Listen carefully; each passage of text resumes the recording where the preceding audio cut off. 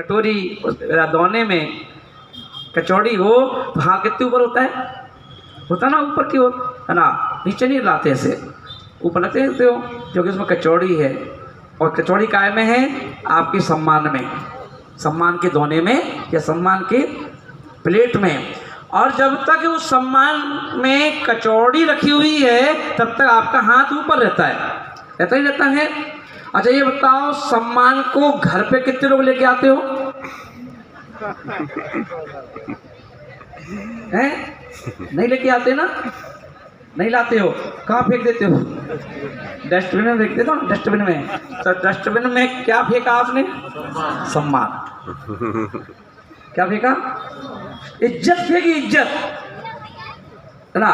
और आपकी इज्जत को कुत्ता चाटता रहता है।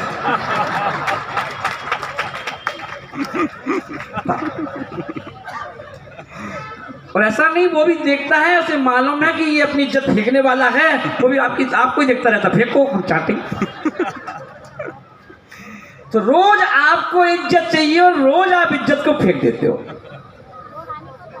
इसलिए आचार्यों ने कहा कि अगर तुम्हें इज्जत चाहिए है तो मुनि बन जाओ।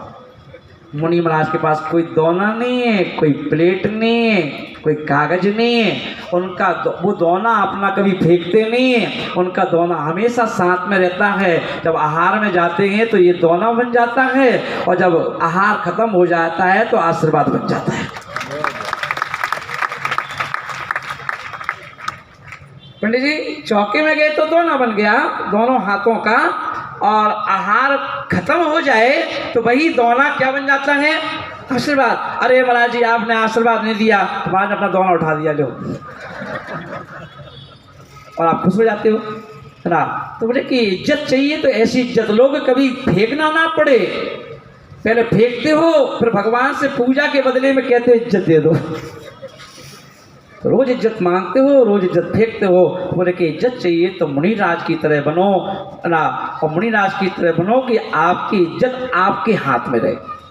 और कहते हैं ना कि जीवन में ऐसे काम करना कि आपकी इज्जत आपके हाथ में रहे। तो इसलिए महानुभाव वो इज्जत कब तक है? जब तक उसमें कचौड़ी रखी हुई है, और कचौड़ी खाने के बाद उसका कोई काम नहीं। ऐसे ही आचार्य बोल रहे हैं कि जीवन में जियो, दुनिया की जितनी भी चीज़ें हैं वो दोना है, पर ये ध्यान रखना, जैसे दोने को पकड़ करके भी ध्यान आपका कचौड़ी पर होता है, ऐसे ही हमारी आत्मा एक कचौड़ी की तरह है।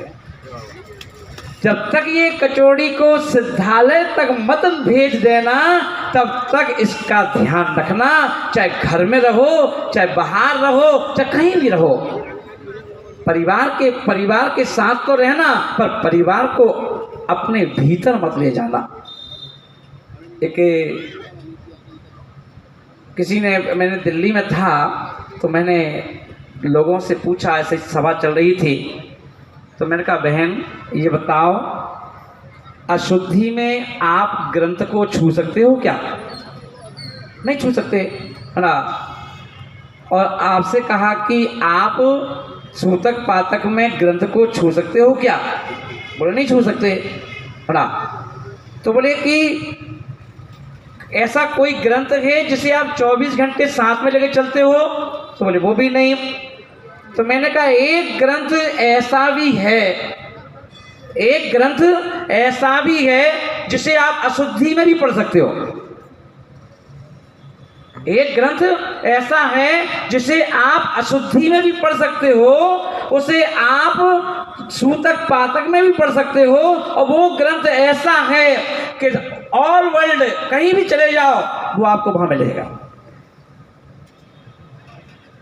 ग्रंथ है और पर 2 पन्ने का है, उसमें 2 पेज में मात्र, ज्यादा नहीं है, क्योंकि सारभूत जो बात है वो उसमें नोट है। 2 पन्ने का शास्त्रों का निचोड़ है। भला आप कहें कौन सा ग्रंथ है? वहाँ कोई बताएगा क्या? ना है नहीं आपके पास? अरे ऐसा कोई घर नहीं है जहाँ पर वो ग्रंथ ना हो ना। वो ऐसा ग्रंथ है कितनी महिलाओं के बैग में होगा, मोबाइल, है ना। वो ग्रंथ है, मोबाइल नहीं है। आपने मैंने कहा ना, आपने अब मोबाइल को अपनी जिंदगी मान लिया है ना। जितनी बच्चों की चिंता नहीं है, जितनी पति की चिंता नहीं है, इतनी मोबाइल की चिंता है। रात्रि में बच्चे दूध पी के सोए कि नहीं सोए इस पर ध्यान नहीं देंगे, पर मोबाइल रिचार्ज करना नहीं भूलेंगे। यहाँ पर कहा कि वो कौन सा ग्रंथ है, तो हम देखेंगे वो ग्रंथ। आपने देखा 8 प्रातिहारों की चर्चा की जाती है। हर विधान में 8 प्रातिहार रखे जाते हैं, पर 8 मंगल द्रव्य होती हैं, और उस मंगल द्रव्य में एक द्रव्य होती है दर्पण। वो ग्रंथ का नाम दर्पण है। उस ग्रंथ का नाम क्या है? दर्पण है। अब बताओ, दर्पण को तो छू सकते हैं ना अपन अशुद्धि में हैं? दर्पण को सूतक पातक में छू सकते हैं ना? छूते ही हैं ना। और वो दर्पण जो है कहाँ नहीं है? ट्रेन में भी है, प्लेन में भी है, लेट बाथ में है, जहाँ पर वाशबेसन लगा है वहाँ पर भी है कि नहीं? वो ग्रंथ, वो दर्पण नहीं है, वो क्या है? ग्रंथ है। और वो ग्रंथ ऐसा ग्रंथ है जो हमको शिक्षा देता है। क्या शिक्षा देता है? वो ग्रंथ हमें ऐसा शिक्षा देता है, वो कहता है कि 2 बातें ध्यान रखना अगर तुम्हें भगवान बनना है। 2 बातें दर्पण कह रहा है कि ध्यान रखना 2 बातों का। गांधी जी, वो 2 बातें कौन सी हैं? तो वो कहते हैं, पहली बात तो ये है, दर्पण कहता है जीवन में तुम्हारे कोई भी आए, माँ, पिता, भाई, बहन, पति, पत्नी, रिश्ते, 18 नाते हैं, कोई भी तुम्हारे सामने आए उसका स्वागत करो। क्या करो? उसका स्वागत करो। दर्पण के सामने जब भी अपन जाते हैं तो दर्पण हमारा स्वागत करता है। दर्पण कभी काले व्यक्ति को देख के मुटेड़ा नहीं करता। करता है क्या? कोरोना का मरीज यदि दर्पण के सामने चलाया जाए तो दर्पण मुटेड़ा नहीं करता, भागता नहीं है दूर। भागता है क्या? कोई टीबी के मरीज हो, कोई कैंसर का मरीज हो, दर्पण सबको देखता है, सबका स्वागत करता है। तो उसने कहा कि पहली सीख तो ये ले लो, सबका स्वागत करो। अब हम किसका स्वागत करते हैं? देख देख करके, चीन चीन करके।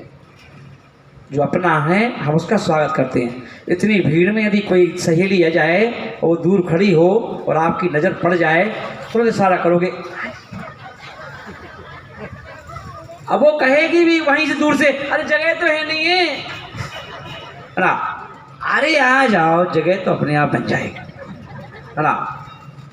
क्योंकि पहचान की है, सहेली है। और यदि कोई सहेली नहीं है और वो अपने आप आ जाए, अरे क्या पैर मार दिया, पैर दिया, नहीं घुसेंगी, जेने के वहां बैठ जाएंगे ना। दर्पण ने कहा कि जब तक ये स्वभाव है, जब तक आप अपनी आत्मा से दूर हो, सबका स्वागत करो। जैसे भगवान सबका स्वागत करते हैं कि भगवान के समोस्तरण में एक और मुनिराज बैठे हैं और एक और त्रियंच बैठे हैं। आप त्रियंच को भगा देते हो, त्रियंच को बगल में बिठाते हैं। तो सबका स्वागत करो और कभी भेदभाव मत करो, ईर्ष्या मत करो, घृणा मत करो। हमारे जैन दर्शन में सम्यक दर्शन के 8 जो गुण हैं और में निर्विचिकित्सांग भी है। उसमें कहा गया कि व्यक्ति की किसी की पोटी को भी देख करके तुम्हें मुंह टेढ़ा नहीं करना है, तब जाके आप समदृष्टि कहलाओगे। किसी गंदगी चीज को, गंदी चीज अब इससे गंदी और क्या हो सकती है, पर उस गंदी चीज को देख करके भी तुम्हारी आंखें टेढ़ी नहीं होना चाहिए, नाक टेढ़ी नहीं होना चाहिए। जब उस पोटी को देख के ऐसा बोल दिया तो बोलते मनुष्यों को देख के नाक टेढ़ी होती है तो समदृष्टि है ही नहीं। नाक टेढ़ी नहीं होना चाहिए किसी को देख के, तब समदृष्टि कह सकते हो अपने आप को। तो बोले कि सबका स्वागत करो, चाहे वो त्रियंच हो, चाहे वो किसी भी जाति का व्यक्ति हो। बुरा है तो भगवान से प्रे करो। धर्म ध्यान के 4 जो वेद हैं उसमें अपाय विचय क्या बोल रहा है? अपाय विचय यही तो बोल रहा है कि किसी बुरे व्यक्ति को देख करके उसकी निंदा मत करो, उसकी आलोचना मत करो। प्रभु से प्रार्थना करो कि इसको सद्बुद्धि दो कि ये सत्पथ को पकड़ ले और सत्पथ चल करके अपनी आत्मा का कल्याण कर ले। अपाय विचय जैसे महानुभाव, दर्पण का पहला गुण क्या है? हाँ जोड़ो सब लोग, बोलो। जीवन में कोई भी आए ना, उसका स्वागत करो, है ना? क्या बोलो? जीवन में कोई उसका क्या करो? स्वागत करो। थोड़ा लाउडली बोलो। जीवन में स्वागत करो। किसका? कोई भी आए उसका स्वागत करो। ऐसा नहीं कि पहचान किया है तो और कोई ऐसे ही आए तो मुंह टेढ़ा कर ले, नहीं नहीं, सबका स्वागत करो। और दूसरा गुण दर्पण का, उस ग्रंथ का दूसरा गुण है कि दर्पण की एक विशेषता होती है कि दर्पण एक दिन में हजारों लोगों को देख ले पर कोई रिकॉर्ड नहीं है दर्पण के पास, क्योंकि उसने दिल में स्थान नहीं दिया। दर्पण ने स्वागत सबका किया, सम्मान सबका किया, पर किसी को रिकॉर्ड में नहीं है। कोई दर्पण बता सकता है क्या कि इस दर्पण में कितने लोगों ने अपना चेहरा देखा है? नहीं बता सकता। दर्पण कहता है यही खूबी तुम्हारे अंदर भी होना चाहिए। और दूसरी खूबी क्या है कि स्वागत सबका करो पर संग्रह किसी का मत करना।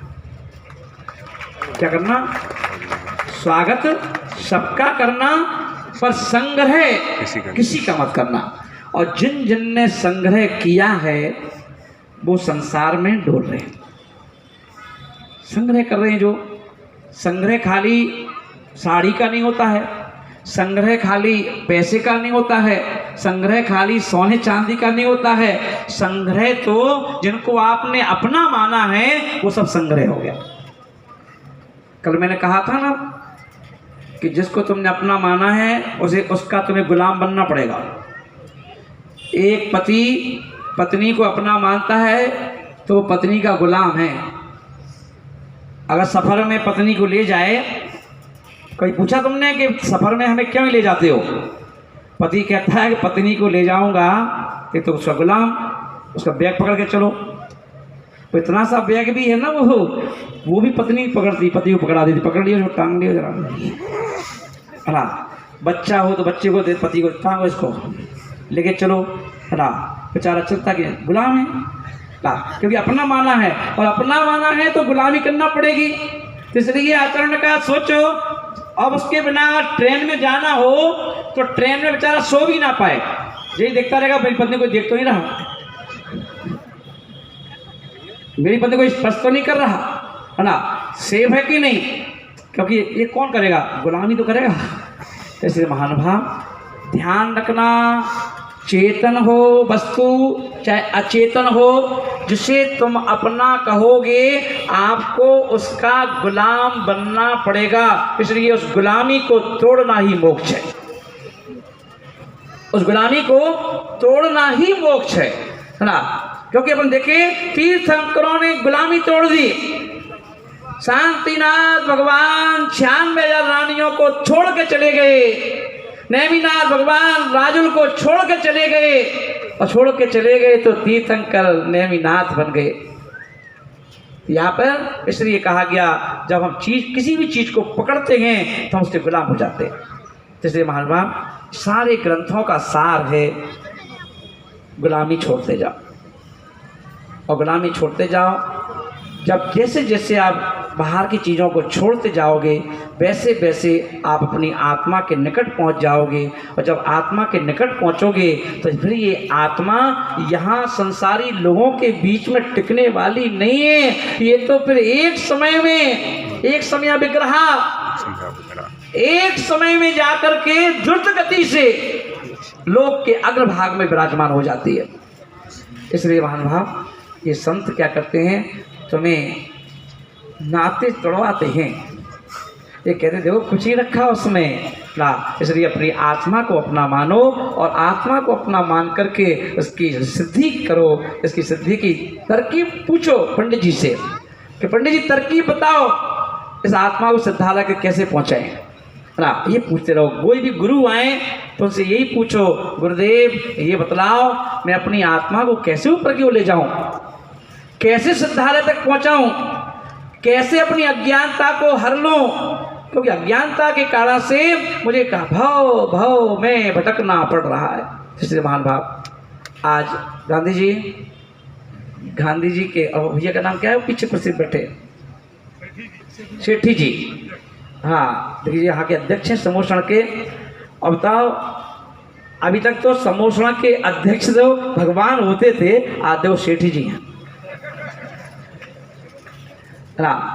और सेठी जी देखिए, आपके अध्यक्ष काल में महाराज जी ने इंदौर में पहली बार प्रवेश किया है तो सेठी जी के समूह शरण में। और समूह शरण में प्रवेश इसलिए जरूरी है कि समूह शरण से ही तो मोक्ष होता है ना। बिना समूह शरण के ऐसा कोई अरहंत है क्या कि जिनका समूह शरण लगे ना और मोक्ष चले जाए ना। इसलिए महान भाव, आज समूह शरण में आकर के खुशी हो रही है पंडित जी कि आज समूह शरण में आ चुके हैं, और समूह शरण में आ चुके हैं तो यानी मोक्ष के निकट पहुंच गए। तो महान भाव, चातुर्मास इस वर्ष जो इंदौर में होना है, चातुर्मास कोई चाहेगा कि एक छोटी सी सीमा में बंद कर करो, चाहोगे क्या? क्योंकि एक कॉलोनी में जाओगे तो दूसरी कॉलोनी के रुके बताओ आप क्या महाराज वहीं चले गए, है ना।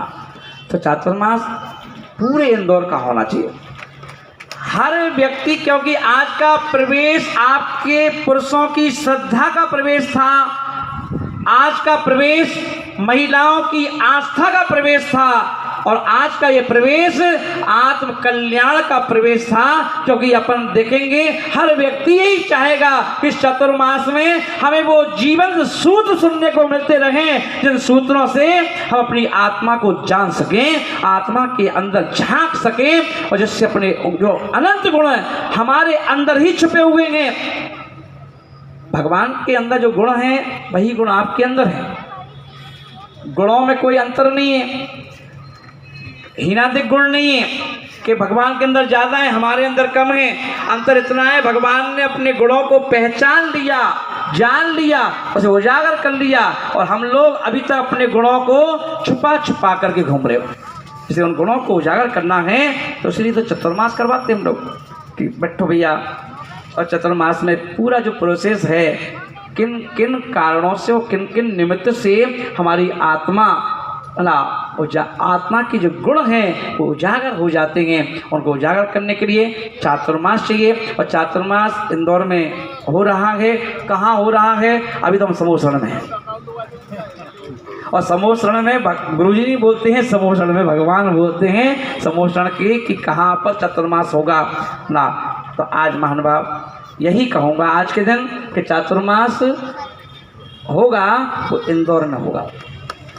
और अपन देखें आज हमारे गांधी जी ने समय के अभाव में सबका श्रीफल जो था वो चढ़वा नहीं पाए, पर सबके शीश फल जो झुके थे ना वो स्वीकार कर लिए गए, और शीश फलों को स्वीकार कर लिया गया है ना। अंजी नगर वाले बोल रहे हमारे यहाँ करो, तिलक नगर वाले बोल रहे हमारे यहाँ करो, है ना, हमारे समोसण वाले बोल रहे यहीं कर लो, है ना।